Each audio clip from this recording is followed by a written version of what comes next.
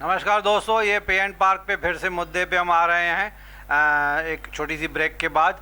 दुर्गानी साहब, मैं अभी राजेंद्र चौधरी जो प्रेसिडेंट है उल्लासनगर ज़िला शिवसेना के, उन्होंने कहा कि व्यापारी एसोसिएशन ने, आप लोगों ने शायद उनको अप्रोच किया था 2-3 दिन पहले, तो उन्होंने कहा कि वो इस पे एंड पार्क के मुद्दे को डाइल्यूट करेंगे। शॉपकीपर्स को पे एंड पार्क पे करने की ज़रूरत नहीं है। जो कस्टमर्स वहाँ पे आएंगे, गाड़ी खड़ी करेंगे कुछ ख़रीदने के लिए, या टेम्पोस खड़े हैं या इलीगल ट्रक्स यहाँ पे पार्क हो रही हैं, जिसकी वजह से ट्रैफिक में बहुत परेशानी हो रही है। उल्लासनगर के बाहर की ट्रक्स, टेम्पोस, वाटर टैंकर्स, बहुत सारी जो व्हीकल्स हैं जो उल्लासनगर के बाहर आके यहाँ पे खड़ी हो जाती हैं, जिसकी वजह से ट्रैफिक जैम हो जाती है। पहले से ही रोड छोटे हैं। तो चौधरी साहब का ये कहना है कि मैंने उनकी बात मान ली, सुन ली, समझ ली कि अब व्यापारी जो शॉपकीपर्स हैं उनको पे एंड पार्क नहीं लागू होगा, जो कस्टमर आएगा शायद उसके ऊपर लागू होगा। इसके ऊपर आपका क्या विचार है? आपकी तो 1:1 मुलाकात हो चुकी है राजेंद्र चौधरी साहब से।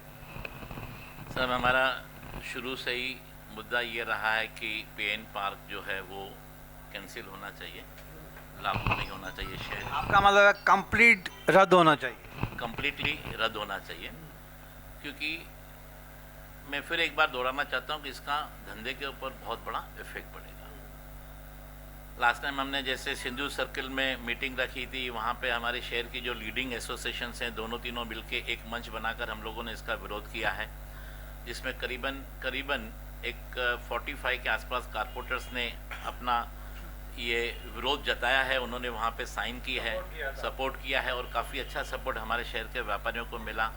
मैं उनको भी, आपके चैनल के माध्यम से उनको भी मैं धन्यवाद, थैंक यू कहना चाहूँगा, जो वहाँ पर आके जिन्होंने हमारा मनोबल बढ़ाया। उसके बाद फिर हमारे शिवसेना के जो मुख्य हैं चौधरी साहब, उनसे भी हमारी मुलाकात हुई। उनको भी हमने ये समस्या जो है, तो उन्होंने कहा कि मैं अच्छी तरह जानता हूँ, और उनसे भी हमने यही कहा कि सर कि पैसे लेने से, जो व्यापारी बाहर से यहाँ आ रहा है उससे अगर आप पैसे लेंगे गाड़ी खड़ी करने का, तो वो मेरे पास क्यों आएगा? अच्छा, आज मेरे यहाँ से उसने शादी के कार्ड लिए, फिर आगे जाके उसको समझो एक साड़ी खरीदनी है, या फिर आगे जाके उसको समझो कुछ ज्वेलर्स वाले के पास जाना है, तो एक बंदा पूरे शहर के अंदर 4 जगह अगर रुकता है, तो क्या 4 जगह उसको पेमेंट पे करनी पड़ेगी? एक तो ये दिमाग में जो लॉजिकल सवाल हो गया, तो उसको हम कैसे प्रॉब्लम सॉल्व करेंगे? एक ये। दूसरा मेरा ये कहना है कि जहाँ पर प्रैक्टिकल प्रॉब्लम है, जो मैं पहले भी बता चुका हूँ, फिर मैंने चौधरी साहब को भी बताया कि चौधरी साहब, बहुत सारी गाड़ियाँ जो किसी भी काम की नहीं है, लेकिन लोगों ने रोड को ब्लॉक करके रखा है। वो आज की बात नहीं है, 5-5 सालों से मैं देख रहा हूँ एक ही चीज़ एक ही जगह पे भंगार के तौर पे पड़ी है। तो इन चीज़ों पे अगर हम ध्यान देंगे तो स्मूथली हो सकती है। तो हमने उनसे भी निवेदन किया चौधरी साहब से कि साहब, ये जो टैक्स है हमारे व्यापारियों और हमारे आने जाने वाले जो व्यापारी हमारे से जो बिजनेस करते हैं, इनको छोड़ के आप कैसे उसको माइल्ड करते हैं, ये आपके ऊपर है। लेकिन हमारा निवेदन ये है कि हमारे व्यापारियों जो हमारे यहाँ परचेसर आ रहे हैं, उनके ऊपर और हमारे ऊपर ये टैक्स नहीं पड़नी चाहिए। तो उन्होंने कहा ठीक है, हम लोग इसमें कोई ना कोई इसका जो माइंड चेंज करके हम दूसरे कोई रास्ते से, मैंने कहा देखो साहब, वो आप कैसे भी करेंगे ठीक है, लेकिन एटलीस्ट ये चीज़ नहीं होनी चाहिए। क्योंकि मैंने दूसरी बात भी बताई कि साहब, उल्लासनगर में मैं अगर पे एंड पार्क का जो लागू है, तो वही चीज़ मेरे बिल्कुल यहाँ से कुछ किलोमीटर दूर अंबरनाथ है, कुछ किलोमीटर यहाँ से दूर कल्याण है। तो वो जो व्यापारी है, पे एंड पार्क के चक्कर में मेरे पास नहीं आके वो कल्याण से परचेस कर सकता है, अंबरनाथ से परचेस कर सकता है, उसको जरूरत क्या है उल्लासनगर आने की? तो ये हमें बहुत बड़ा उसका मतलब एक नुकसान होगा, हमारे शहर को बहुत बड़ा नुकसान शहर के व्यापारियों को भोगना पड़ेगा। पहले ही शहर के व्यापारी कैसे चल रहे हैं ये उनके दिल को मालूम। 2 साल कोरोना की वजह से पूरा हिंदुस्तान, लेकिन यहाँ पर जो छोटे और मिडिल क्लास के जो व्यापारी हैं, वो अपने घर, अपने परिवार, अपने बच्चों की पढ़ाई, अपना धंधा, उठना बैठना, लोन, ये सब कैसे वो लोग बेचारे मैनेज कर रहे हैं। कम से कम आप उन बातों को ध्यान रखिए। हम पहले ही तकलीफ में हैं, फिर और तकलीफ कारपोरेशन हमारे ऊपर बढ़ाती जा रही है। हमारे ऊपर पहले ही लोड है व्यापारियों के ऊपर, और उसके ऊपर लोड डालते जा रहे हैं। आज हमारा शहर उद्योग नगरी है, शहर के रीढ़ की हड्डी है। ये पूरा जो शहर चल रहा है, कारपोरेशन चल रही है, ये सब व्यापारियों के कमाई से, टैक्सेस से। इतनी सारी हम टैक्सेस ऑलरेडी पे कर रहे हैं, उसके बाद भी सेटिस्फेक्शन नहीं हो रही है, तो आखिर क्या करना चाहते हैं, किस तरीके से शहर को चलाना चाहते हैं।